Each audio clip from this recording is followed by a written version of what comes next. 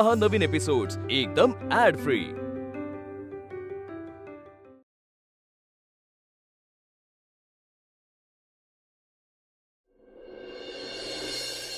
घ्या, आधी जेवून घ्या। या बाबा। बाबा मी ना रेडी मिक्सेस केलेत, म्हणजे पोहे उपमा घरीच केलेत, म्हणजे त्यात गरम पाणी घातलं ना की तुम्ही करून खाऊ शकता, बाकी काही करायची गरज राहत नाही। म्हणजे आईना जास्त वेळ गॅस समोर उभं राहता येणार नाही ना। अश्विनी, या घरातील लोकांना जर तुझी किंमत असती ना, कशाला काय हवं होतं? काय झालं? मी केलेलं तुम्ही जेवाल ना? मी जेवेन, तिचं मला माहित नाही। मला माहिती आहे बाबा, तुम्ही आईंवर चिडलात, पण त्या उठल्या की त्यांना जेवायला द्या, औषधं घ्यायची असतात ना त्यांना, म्हणून सांगते। जा, आधी जाऊन 2 घास खाऊन घ्या माझ्या समोर।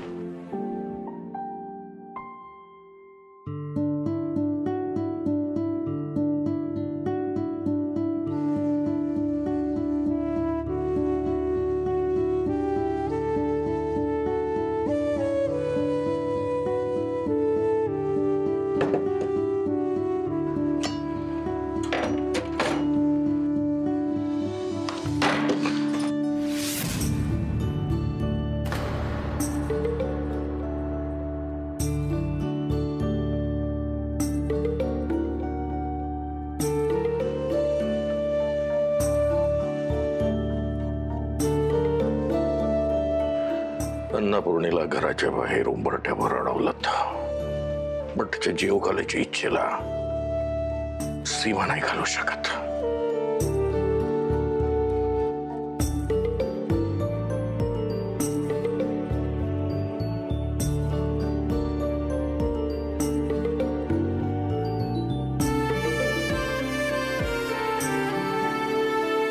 अन्नदाता सुखी भव।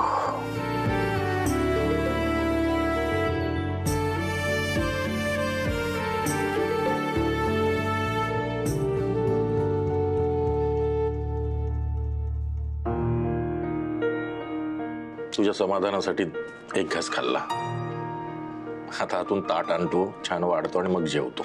बाबा, आई उठल्यावर ना त्यांनाही जेवायला सांगा, त्यांच्या औषधाची वेळ झाली आहे ना, म्हणून।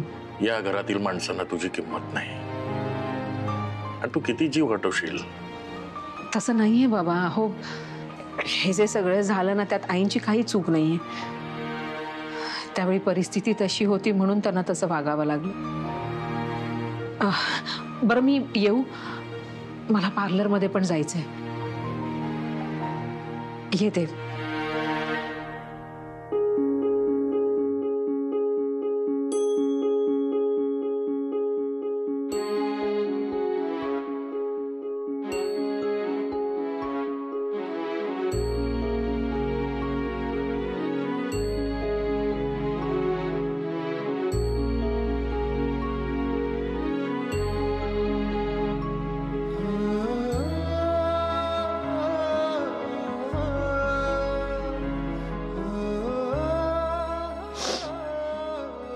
किती प्रेमळ आहे आपली अश्विनी।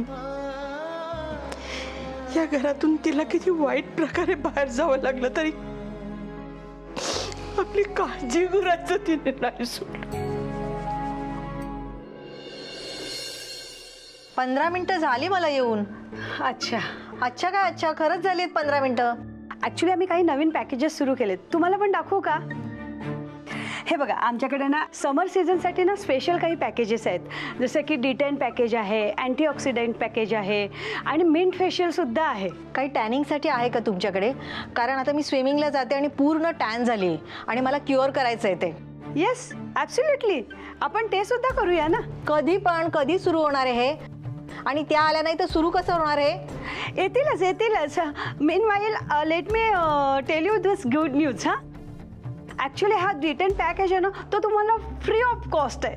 वाव, खरंच? Yeah, so nice of you. पण मग मेकअपच्या आधीच करून घेऊ, कारण मग तसं बरं पडेल। ओके, फक्त एकच मिनिटात आले. हा मी 1 मिनिट फक्त.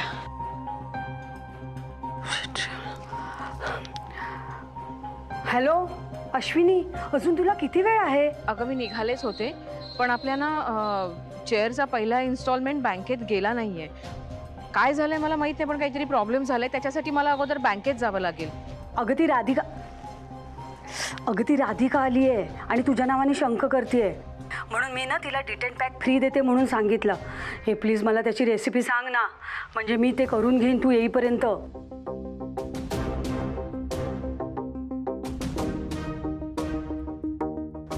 ओके, मी काम आटपल्यावर लगेच येते. बाय.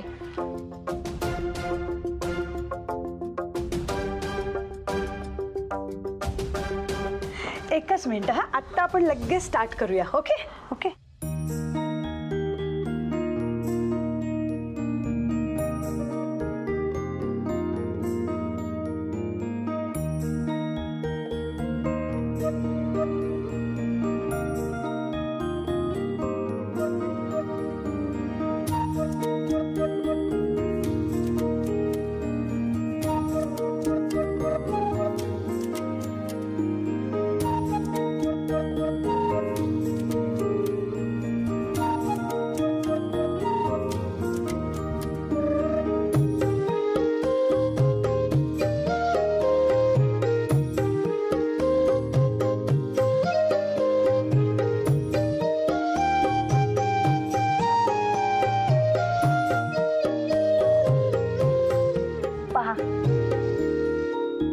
Wow, wonderful.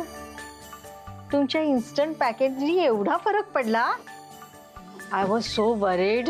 ऍक्च्युली अश्विनीचे सगळे प्रॉडक्ट ना हायपोअलर्जेनिक स्किनसाठीच आहेत. मला विकत मिळेल का? म्हणजे घरी पण मला लावता येईल. नो ऍक्च्युली ना आम्ही हे प्रोडक्ट सेलिंगसाठी नाही ठेवलेत. का?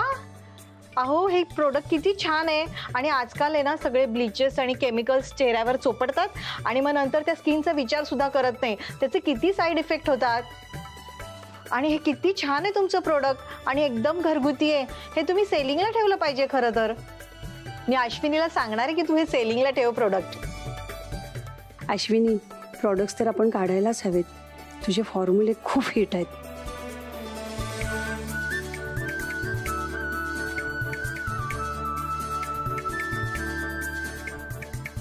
एकच मिनिट मी आले. हा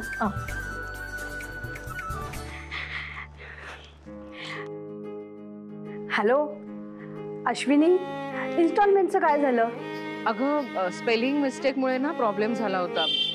आता प्रॉब्लेम सॉल्व्ह झालाय, त्याच्यामुळे आपला इन्स्टॉलमेंट गेला नव्हता. अश्विनी, इथे त्या दिव्या नागपालपासून ते ह्या राधिकापर्यंत सगळे तुझ्या प्रॉडक्टवर फिदा आहेत.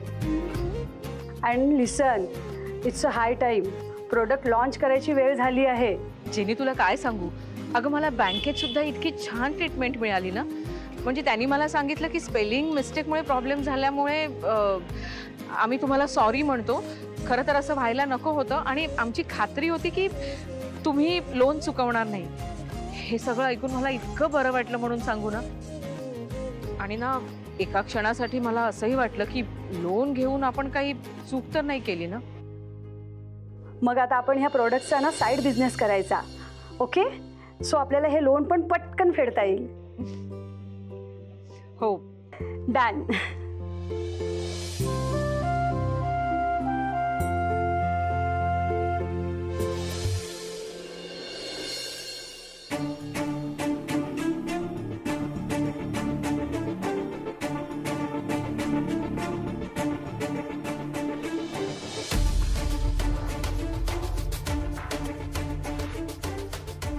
अरे वा, सिनियर सिटीजन्सचा चहा झालेला दिसतोय. मग मी कॉफी करून घेऊ का आई? आई, मी कॉफी करून घेऊ का मग?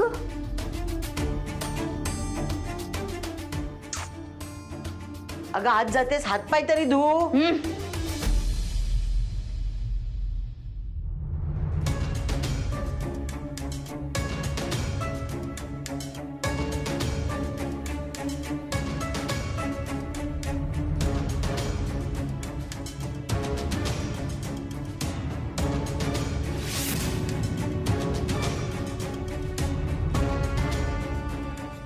अरे वाह, मिसेस इंडिया के हाथ का खाना।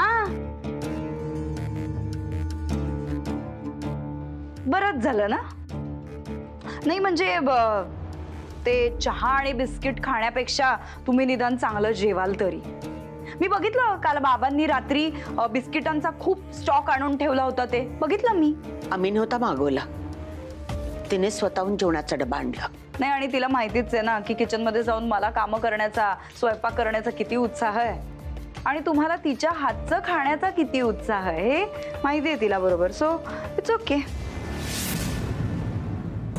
शिल्पे, तुला काही हवंय का? मला नाही, काही नकोय मला। नाही शिल्पी, तू अश्विनीबद्दल इतकं चांगलं कधीच बोलू शकत नाही, कारण अश्विनीचं इथे येणं तुला पटणारच नाही। निश्चित काहीतरी तुला हवंय। इतकी वाईट नाहीये हो बाबा मी, समजूतदारही नाही आहेस ना? नाही, तुमचा आता विश्वास बसतच नाही त्याला, मी तरी काय करणार।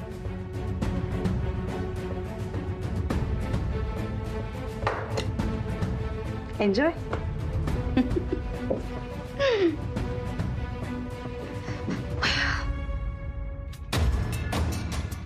तुला कशाची तरी अपेक्षा आहे हे मला माहिती आहे शिल्पी, पण माझ्या कल्पनेपलीकडचं काहीतरी तुझ्या डोक्यात शिजत असणार हे नक्की। क्या बात है प्रतीक, एकदम 3 कोर्स डिनर। Thank you sir. पण सर जेवण कुठे मी बनवलंय? जेवण तर अश्विनीने बनवलंय ना? आई, भाजी खूप छान झाली आहे, प्रतीकला पण ही भाजी आवडते, हो ना रे? खरंच अश्विनी, खूप अमेझिंग झाली आहे भाजी। आई, मला ती कैरीची चटणी वाढ ना। कुहू, नुसती चटणीच नाही खायची, भाजी पण खा। आता चटणी असताना भाजी खाणार ती? झालं। भाजी नाही पण भजी खाईन मी। कुहू, हे बरं अश्विनी, आई बाबांना डब्बा दिलास म्हणून आम्हाला व्हेरायटी खायला मिळाली। ए मयू, ते मीठ पास कर ना जरा।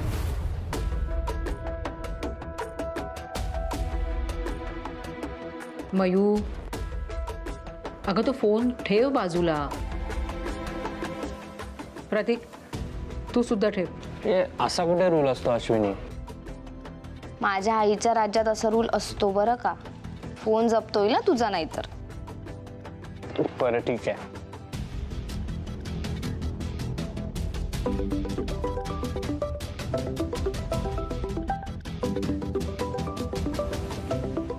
अरे बापरे, डायरेक्ट कट? अरे कामाचे फोन असतील तर उचल, कामाचे फोन असले का अश्विनी जप्त नाही करत? नाही, नव्हता, कामाचा नव्हता। अच्छा, कामाचा नव्हता म्हणजे गर्लफ्रेंडचा असेल। नाही, अशा प्रसंगात गर्लफ्रेंडचा फोन आला तर कट करावा लागतो ना? नाही सर, सर मला कुठे गर्लफ्रेंड नाहीये। नाहीये? हा, अजिबात नाहीये। अरे वा।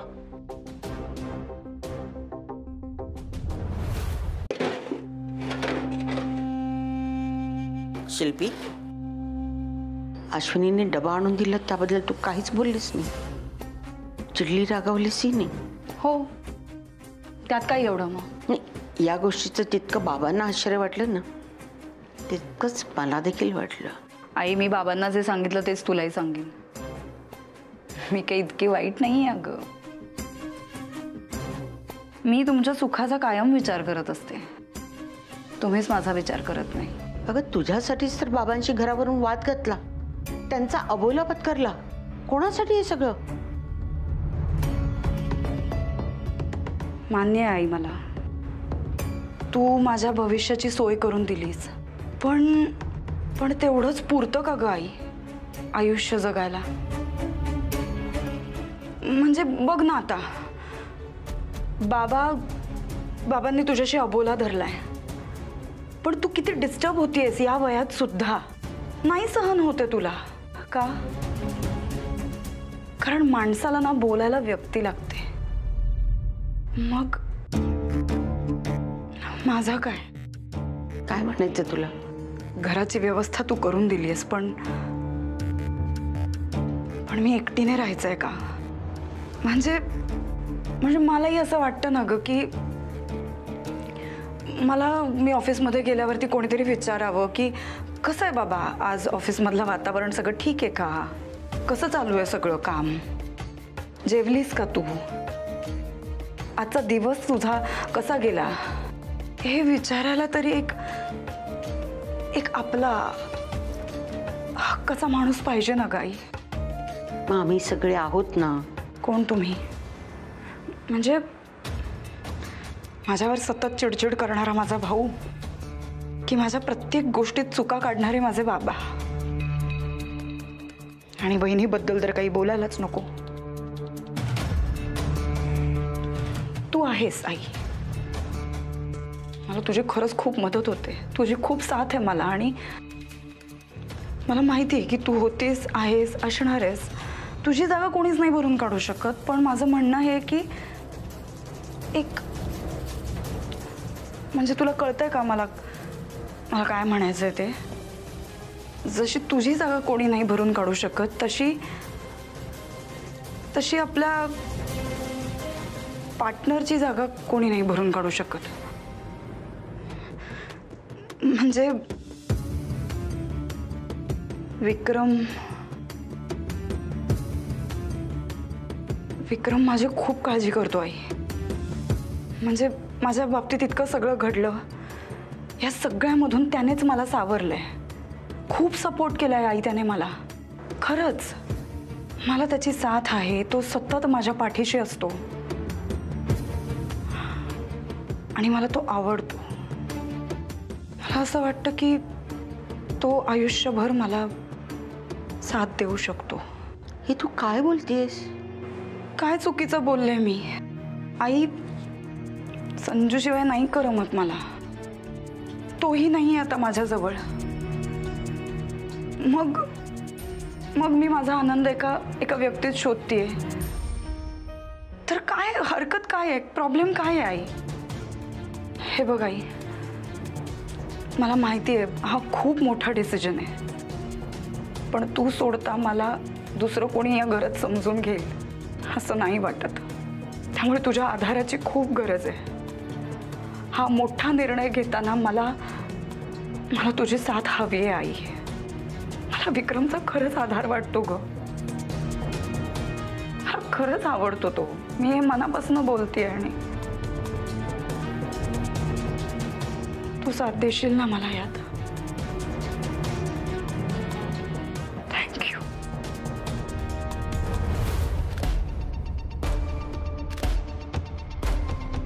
आता असंच एक एक करून सगळ्यांना मी माझ्या बाजूने वळवणार आणि मिसेस इंडियाला बरबाद करणार.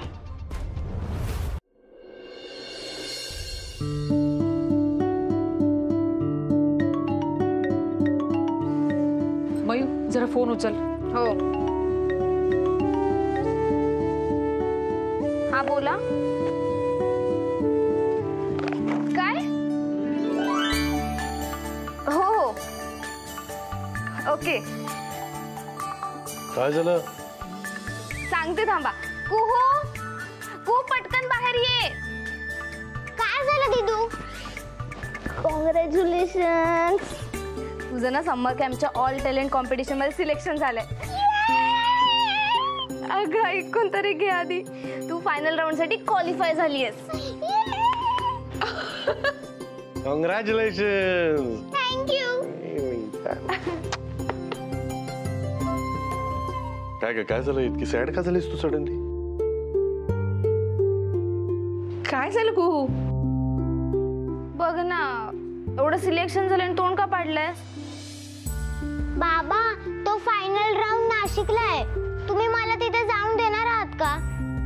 अगं, का नाही जाऊ देणार तुला? इतका छान रँक मिळालाय तुला. नक्की जायचं तू. अगं आई, मी एकटी नाही जाऊ शकत ना तिथे. आणि तुमच्या दोघांना माझ्यासाठी वेळ कुठे आहे? बघ, बाबांना ऑफिस असतं, आईला पार्लर असतं. मग कुहूला कोण सांभाळणार हा प्रश्न असतो. आणि त्याच्यात नाशिकला यायला वेळ कुठून काढणार तुम्ही दोघं? नक्की काढू. ह्या प्रॉब्लेमवर ना काहीतरी सोल्युशन निघेल बाळा. आणि आई बाबांपैकी कुणीतरी एक तुझ्या बरोबर येईल. खरंच बाबू? आई